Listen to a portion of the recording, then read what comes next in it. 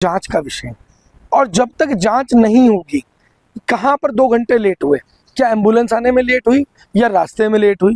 रास्ते में लेट हुई तो क्यों लेट हुई? ट्रैफिक जाम था या ड्राइवर को स्लो चलने के लिए बोला गया था? अब प्राइवेट अस्पताल में क्यों नहीं लेके जाया गया? क्या सरकारी अस्पताल पहले था या प्राइवेट अस्पताल पहले था? अब जो व्यक्ति मौका वारदात पे मौजूद होगा उसे ये सारी चीजें इवेल्युएट करनी होती हैं। यही जांच का विषय होता है। किस चीज को क्यों इग्नोर किया गया? अगर प्राइवेट अस्पताल पास था तो प्राइवेट अस्पताल में क्यों नहीं लेकर के जाया गया? और अगर एम्बुलेंस नहीं थी तो प्राइवेट गाड़ी के माध्यम से उनको क्यों नहीं लेके जाया गया? या अगर एम्बुलेंस तैयार थी तो वो 2 घंटे क्यों लग गए? कितनी देर का ट्रैवल का रास्ता था? क्या वो 10 मिनट का रास्ता था जिसको पहुंचने में 2 घंटे लग गए? या ड्राइवर मिसिंग था, उसे किसी ने इंस्ट्रक्शन दी थी कि तूने एम्बुलेंस के पास में मौजूद नहीं होने? तो ये मैंने क्या लगा, ये सब चीजें जांच का विषय।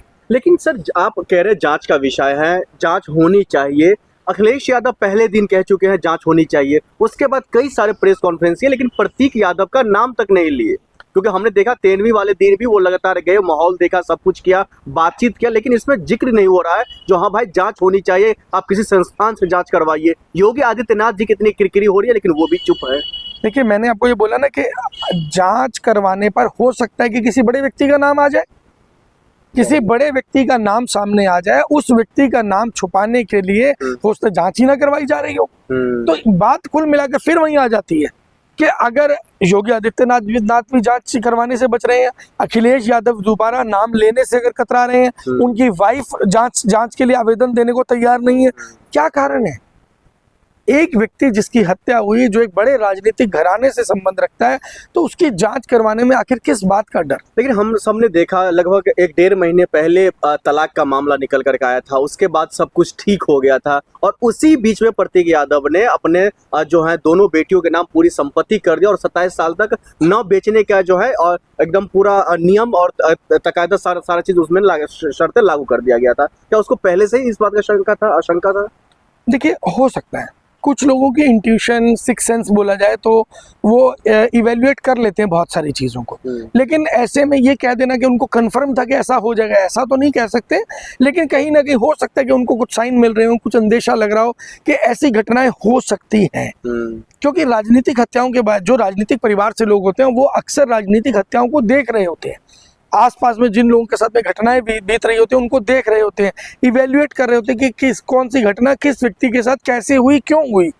तो कहीं ना कहीं हो सकता है कि उनके दिमाग में कुछ चीजें ऐसी चल रही हो, क्योंकि जिस तरीके से आप बता रहे हैं कि उन्होंने अपनी संपत्ति जो है बेटियों के नाम कर दी, तो कहीं ना कहीं इस और भी अंदेशा जा सकता है। तो सर ऐसे में आने वाले वक्त में देखिए, इसमें अगर किसी की गलती नहीं है तो उन 2 मासूमों की भी गलती नहीं होनी चाहिए। तो अगर उनके गुनहगार है या उनके जो गुनहगार के जो लोग हैं, जांच का विषय अगर हम दरकिनार कर दे, योगी आदित्यनाथ जी पर भी सवाल खड़ा हो रहा है, भारतीय जनता पार्टी पर भी सवाल खड़ा हो रहा है, जो हो सकता है आने वाले 2027 चुनाव से पहले समाजवादी पार्टी को कमजोर करने के लिए भी उस कदम उठाई जा सकती है। ये तो मैंने ऑलरेडी बताया था आपको कि अखिलेश यादव या कोई भी व्यक्ति जो राजनीतिक परिवार होता है उसमें एक एक व्यक्ति का महत्व होता है, चाहे उनके भाई हो, बहन हो, छोटे हो, बड़े हो, पिताजी हो, नाती पोते हो, हर व्यक्ति का प्रभाव राजनीति में होता है।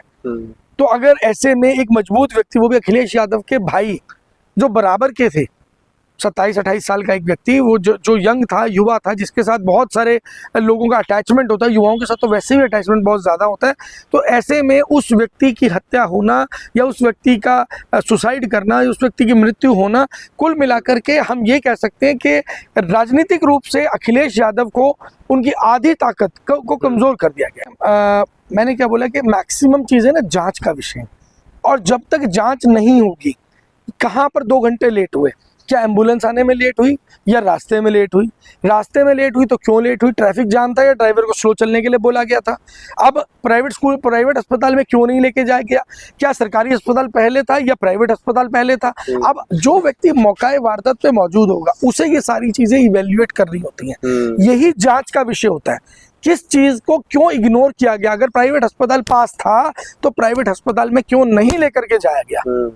और अगर एम्बुलेंस नहीं थी तो प्राइवेट गाड़ी के माध्यम से उनको क्यों नहीं लेके जाया गया?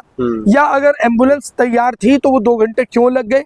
कितनी देर का ट्रैवल का रास्ता था? क्या वो 10 मिनट का रास्ता था जिसको पहुंचने में 2 घंटे लग गए? या ड्राइवर मिसिंग था, उसे किसी ने इंस्ट्रक्शन दी थी कि तूने एम्बुलेंस के पास में मौजूद नहीं होने? तो ये मैंने क्या लगा, ये सब चीजें जांच का विषय। लेकिन सर आप कह रहे जांच का विषय है, जांच होनी चाहिए। अखिलेश यादव पहले दिन कह चुके हैं जांच होनी चाहिए, उसके बाद कई सारे प्रेस कॉन्फ्रेंस किए, लेकिन प्रतीक यादव का नाम तक नहीं लिए।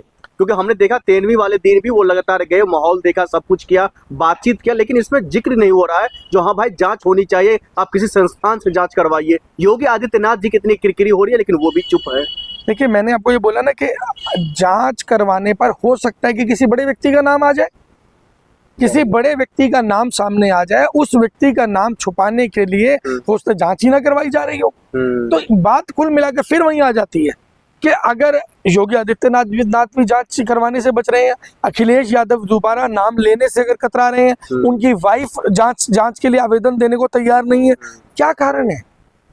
एक व्यक्ति जिसकी हत्या हुई, जो एक बड़े राजनीतिक घराने से संबंध रखता है, तो उसकी जांच करवाने में आखिर किस बात का डर? लेकिन हम सबने देखा लगभग 1-1.5 महीने पहले तलाक का मामला निकल कर आया था, उसके बाद सब कुछ ठीक हो गया था, और उसी बीच में प्रतीक यादव ने अपने जो है दोनों बेटियों के नाम पूरी संपत्ति कर दिया और 27 साल तक न बेचने का जो है और एकदम पूरा नियम और तकायदा सारा चीज उसमें शर्तें लागू कर दिया गया था। क्या उसको पहले से ही इस बात का आशंका था? देखिए, हो सकता है कुछ लोगों की इंट्यूशन, सिक्स सेंस बोला जाए तो वो इवेल्युएट कर लेते हैं बहुत सारी चीज़ों को, लेकिन ऐसे में ये कह देना कि उनको कंफर्म था कि ऐसा हो जाएगा, ऐसा तो नहीं कह सकते।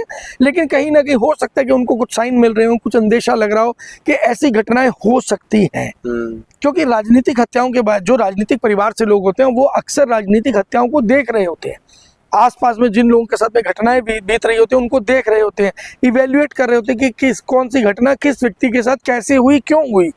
तो कहीं ना कहीं हो सकता है कि उनके दिमाग में कुछ चीजें ऐसी चल रही हो, क्योंकि जिस तरीके से आप बता रहे हैं कि उन्होंने अपनी संपत्ति जो है बेटियों के नाम कर दी, तो कहीं ना कहीं इस और भी अंदेशा जा सकता है। तो सर ऐसे में आने वाले वक्त में देखिए, इसमें अगर किसी की गलती नहीं है तो उन दो मासूमों की भी गलती नहीं होनी चाहिए। तो अगर उनके गुनहगार है या उनके जो गुनहगार के जो लोग हैं, जांच का विषय अगर हम दरकिनार कर दे, योगी आदित्यनाथ जी पर भी सवाल खड़ा हो रहा है, भारतीय जनता पार्टी पर भी सवाल खड़ा हो रहा है, जो हो सकता है आने वाले 2027 चुनाव से पहले समाजवादी पार्टी को कमजोर करने के लिए भी उस कदम उठाई जा सकती है। ये तो मैंने ऑलरेडी बताया था आपको कि अखिलेश यादव या कोई भी व्यक्ति जो राजनीतिक परिवार होता है, उसमें एक एक व्यक्ति का महत्व होता है। चाहे उनके भाई हो, बहन हो, छोटे हो, बड़े हो, पिताजी हो, नाती पोते हो, हर व्यक्ति का प्रभाव राजनीति में होता है। तो अगर ऐसे में एक मजबूत व्यक्ति, वो भी अखिलेश यादव के भाई जो बराबर के थे, 27-28 साल का एक व्यक्ति, वो जो यंग था, युवा था, जिसके साथ बहुत सारे लोगों का अटैचमेंट होता है, युवाओं के साथ तो वैसे भी अटैचमेंट बहुत ज़्यादा होता है। तो ऐसे में उस व्यक्ति की हत्या होना या उस व्यक्ति का सुसाइड करना या उस व्यक्ति की मृत्यु होना, कुल मिलाकर के हम ये कह सकते हैं कि राजनीतिक रूप से अखिलेश यादव को उनकी आधी ताकत को कमज़ोर कर दिया गया है।